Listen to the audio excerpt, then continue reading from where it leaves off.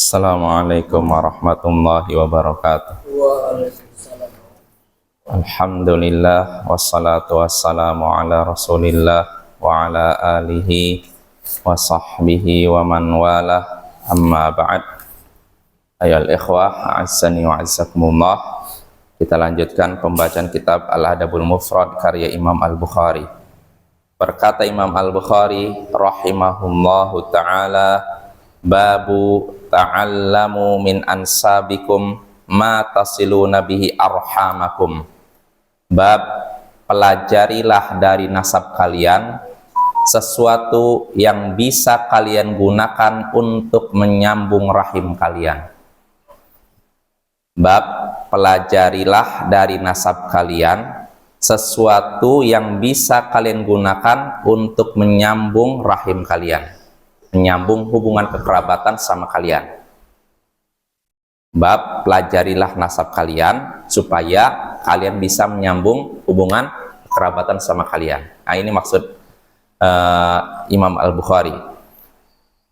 Kita langsung baca saja hadisnya. Berkata Imam Al-Bukhari rahimahullahu ta'ala, haddatsana Amr bin Khalid qal haddatsana Attab ibnu Bashir an Ishaq ibni Rashid an Zuhri qal haddatsani Muhammad bin Jubair bin Mut'im anna Jubair bin Mut'im akhbarahu annahu sami'a Umar bin Al-Khattab radhiyallahu anhu yaqulu 'alal minbar ta'allamu ansabakum thumma silu arhamakum wallahi innahu la yakunu baina rajuli wa baina akhihi syai' walau ya'lamu alladhi bainahu wa bainahu min dakhilatir rahim la auza'ahu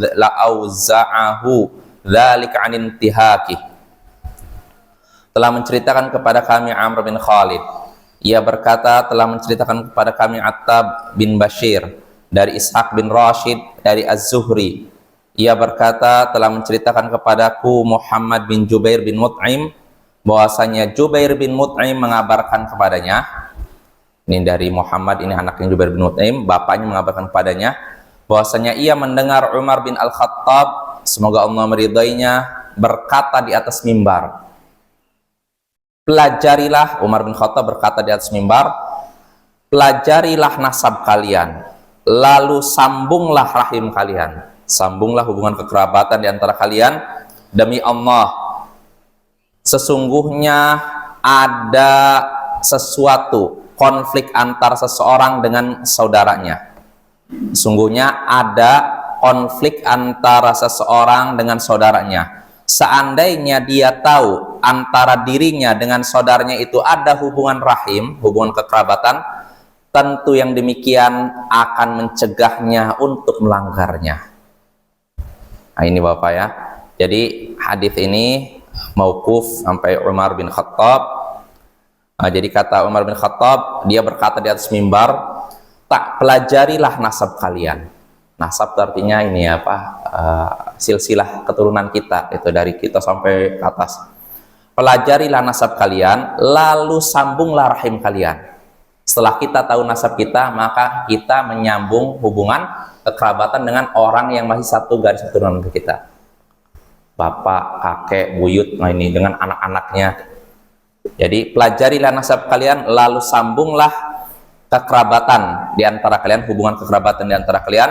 Demi Allah, kata Umar, sesungguhnya ada seseorang memiliki konflik dengan temannya, dengan saudaranya. Seandainya dia tahu bahwasanya dia punya hubungan kekerabatan dengan dia, dengan saudaranya, tentu yang demikian akan mencegahnya untuk memutus silaturahim atau mencegahnya untuk berbuat zalim kepadanya. Betul tidak Bapak?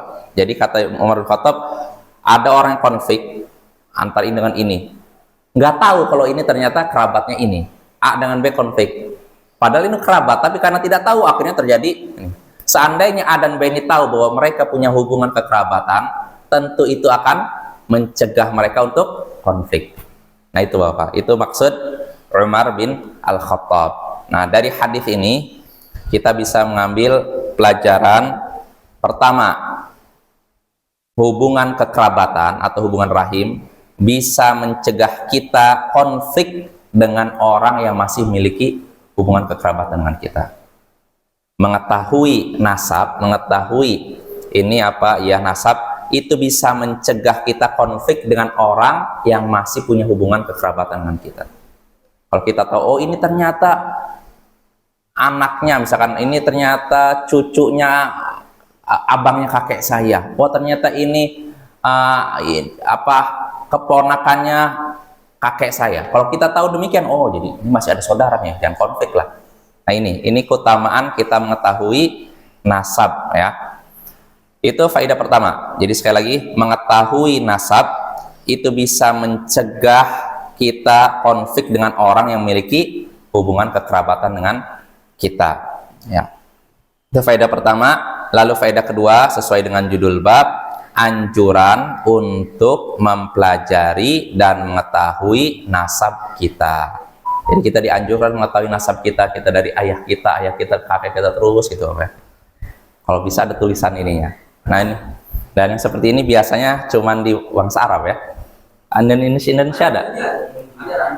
Ah itu bagus kayak gitu ya. Tapi di beberapa daerah udah punah kayak gini ya. Kadang cuman taunya cuman kakek, bapaknya kakek, selesai.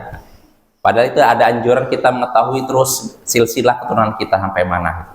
Kerabat-kerabatnya kemana, ada yang di mana. Tujuannya apa? Supaya kita bisa silaturahim. Dan kalau ada konflik, jadi tercegah konflik tersebut. Nggak jadi. Kita konflik dengan seorang, ternyata ini masih kerabat saya. Nggak jadi. Nah itulah keutamaan. Apa? Ya itu karena orang tidak berilmu. Kalau orang berilmu nggak akan begitu. Karena dia ngerasa ini masih ada, punya hak. Dia sebagai kerabat saya, dia punya hak, saya nggak mau menyakiti dia. Nah itu apa ya? Nah itulah dua faedah yang bisa kita petik dari hadis tadi. Sallallahu ala nabiyyina Muhammadin wa ala alihi wa sahbihi ajma'in wa akhiru da'wana anil hamdulillahi rabbil alamin. Assalamualaikum warahmatullahi wabarakatuh.